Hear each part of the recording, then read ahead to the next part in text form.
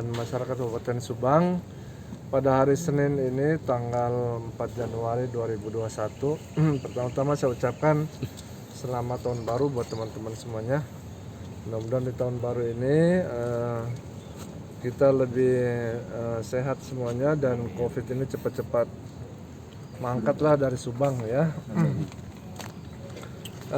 Situasi hari ini ada penambahan 3 orang ya, 1 dari Cilamaya Girang, 1 Cipunegara, dan 1 dari Binong. Binong ini meninggal. Jadi 1296 kasus kita ini ya. Yang meninggal total jadi 58 orang. Ya, sedangkan yang sembuh sudah 1099 orang. Sehingga yang masih dirawat itu ada 137 lagi.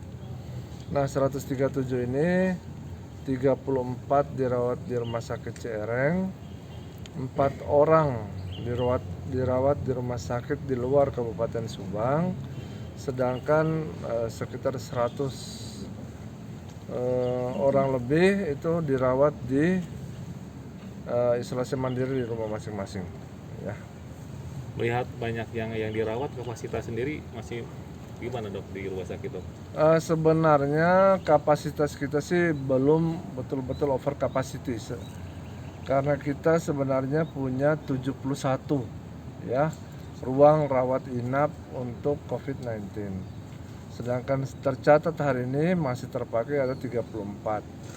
Memang sebagian ada yang mengeluh penuh. Karena apa? Banyak juga yang dirawat ini belum terperiksa atau belum ditentukan statusnya, sehingga banyak yang dirawat tapi yang sudah ketahui statusnya itu baru 34 orang yang dinyatakan positif.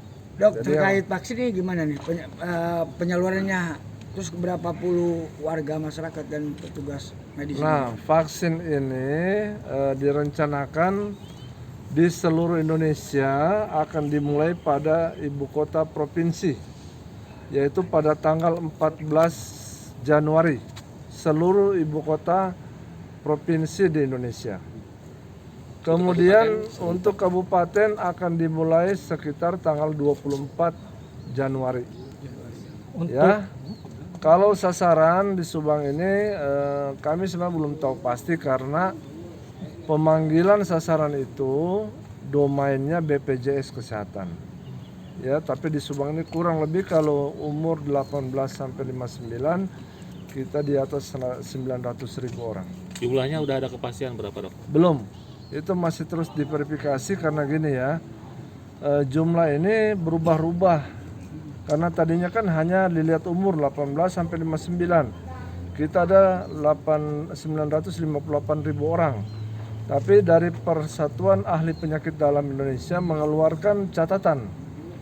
Ada sekitar 20 kategori orang yang tidak boleh dikasih dulu vaksin itu. Ya, misalnya nih ibu hamil.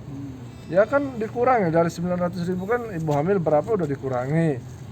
Yang kedua orang dengan riwayat hipertensi tidak terkontrol, 200 lebih tekanan darahnya.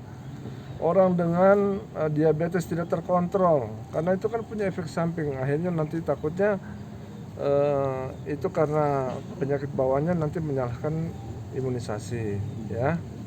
Jadi yang jelas akan ada pengurangan karena ada sekitar 19 kategori yang tidak boleh divaksin. Jadi kira-kira yang kebagi nanti berapa ribu dari 900? Ya, tapi yang kekecualian itu tidak terlalu banyak. Yang ini tetap di atas 900.000 kita. Dok, penyalurannya seperti apa nanti? Nah, jadi pemanggilan peserta ini adalah tugas BPJS Kesehatan. Berarti yang tidak punya BPJS Kesehatan kayaknya tidak. Data itu kan NIK ada di Disduk dan di BPJS Kesehatan. Kami khususnya Dinas Kesehatan adalah pelayan. Jadi kami akan simulasi nanti bagaimana sih BPJS memanggil dan bagaimana kami melakukan pelayanan. Kita tidak tahu banyak tentang bagaimana peserta siapa saja yang akan diundang. Yang jelas kami sudah menyiapkan waktu antara 1 sampai 2 minggu pelaksanaan vaksin ini. bagi kecamatan yang di atas 100.000 penduduknya nih, seperti Kecamatan Subang, Ciasem, itu pasti kira-kira 2 minggu baru selesai. Kalau yang cuma 40.000 ya 1 minggu selesai. Kita bagi 2 termen, pagi dan sore, siang sampai sore ya, dengan istirahat 1 jam di jam 12 sampai jam 1. Untuk tahap sendiri dok, kan tahap pertama ini kan dikhususkan untuk tenaga kesehatan di Subang Oh sendiri. tidak, semuanya kita vaksin berbarengan sekarang. Nah untuk tahap pertama itu semua tidak hanya Semuanya.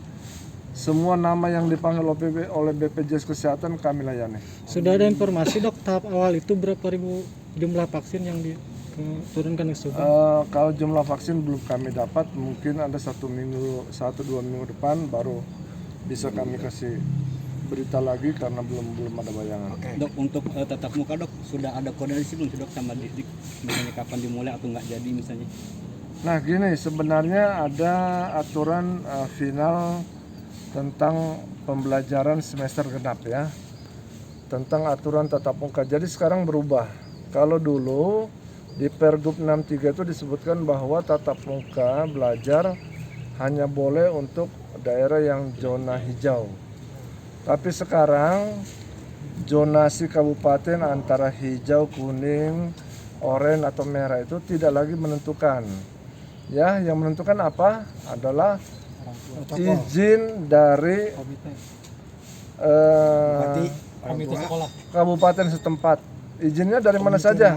Pertama dari satgasnya, yang kedua dari komite sekolah yang mewakili kepentingan orang tua, dan yang ketiga izin dari para orang tua muridnya. Kalau satgas kita